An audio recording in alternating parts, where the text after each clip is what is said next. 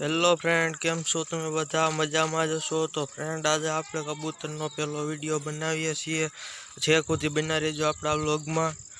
Friend, આજે હું તમને મારા બધા કબૂતર બતાવીશ.